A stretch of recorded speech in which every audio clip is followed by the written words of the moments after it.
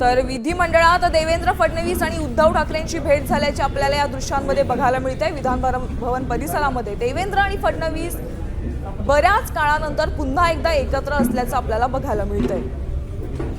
या क्षणाची सगळ्यात मोठी बातमी आपण पाहतोय। विधान भवन परिसरामध्ये मुख्यमंत्री देवेंद्र फडणवीस आणि शिवसेना उभाटा पक्षाचे मुख्य नेते प्रमुख नेते उद्धव ठाकरे यांची भेट झाल्याचं आपल्याला या दृश्यांमध्ये बघायला मिळतंय।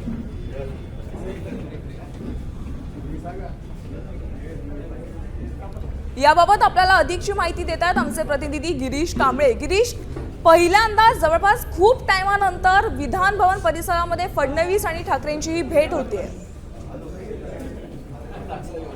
शिवसेना पक्षप्रमुख उद्धव ठाकरे विधान भवनात आलेले आहेत। जेव्हा ते परिषदेमध्ये जात होते त्यावेळी त्या ठिकाणी मुख्यमंत्री देवेंद्र फडणवीस देखील त्याचवेळी आलेले होते। ते देखील परिषदेत जात होते। यावेळी या दोन नेत्यांमध्ये भेट झालेली आहे।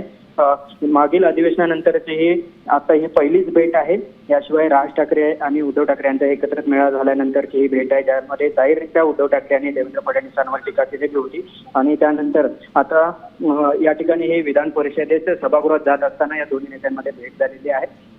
त्यामुळे ज्या पद्धतीने आपण मागील काही दिवसांपासून बघतोय की उद्धव ठाकरे थेटपणे देवेंद्र फडणवीस आणि भाजपवर टीका करत आलेले आहेत, त्यामुळे कुठेतरी एक प्रकारचा दुरावा या दोन नेत्यांमध्ये आलाय का असं चित्र एकंदरीत निर्माण झालेलं असताना अशा स्थितीत या ठिकाणी आज उद्धव ठाकरे परिषदेत सभागृहात जात असताना ही भेट झालेली आहे। यावेळी परिषदेचे ठाकरे गटाचे इतर आमदार देखील होते।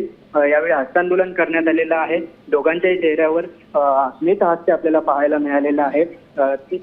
आज नक्कीच एकंदरीत विजयी मेळाव्यानंतर उद्धव ठाकरे आणि सीएम फडणवीस यांची पहिलीच भेट झाल्याचं आपल्याला बघायला मिळतंय।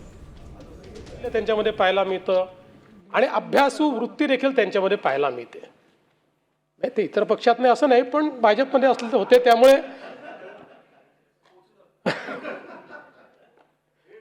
15 वर्ष काम केलं त्यांनी भाजपमध्ये, थोडं का नाही।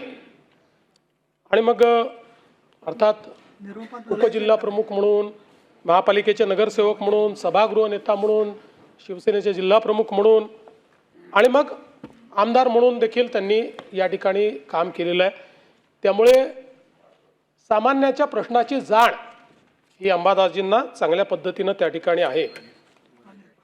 2014ला विधानसभेची निवडणूक देखील त्यांनी लढली होती। काही कारणाने ते त्या ठिकाणी विधानसभेच्या त्या निवडणुकीत पोचू शकले नाहीत, पण 2019ला म्हणजे 14ची निवडणूक आम्ही अमोरासमोर लढलो होतो। त्यावेळी मला वाटतं प्रशांत बंबच्या विरुद्ध त्यांची हे झाली होती। पण 19ला ज्यावेळेस ते या पदाकरता निवडणूक लढले त्यावेळी मात्र आम्ही सगळे एकत्रित होतो। त्यांना पूर्ण पाठिंबा आम्ही त्यावेळेस दिला होता।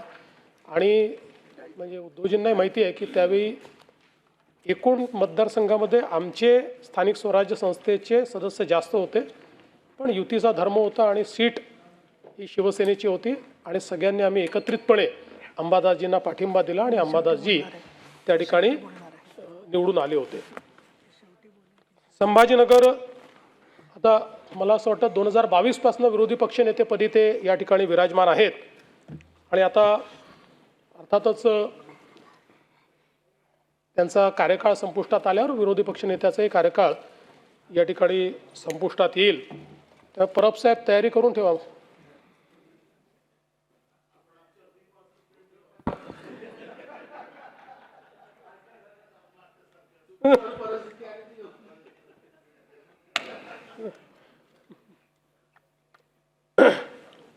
संभाजीनगर जिल्हा बँकेत संचालक, मातृभूमी प्रतिष्ठान, अखिल भारतीय वारकरी महामंडळ, जिल्हा हँडबॉल संघटना, जिल्हा योग संघटना, स्वामी समर्थ प्रतिष्ठान अशा अनेक संस्थांशी त्यांचा अतिशय निकटचा संबंध आला आहे।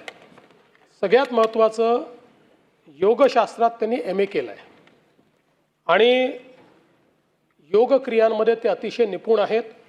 मागच्या काळामध्ये जेव्हा आपण योग दिनाच्या निमित्ताने विधानसभेच्या आवारामध्ये अध्यक्षांनी योग दिन आयोजित केला होता, त्यावेळी जेवढे योग ट्रेनरनी केले तेवढेच योग त्यांनी देखील करून दाखवले।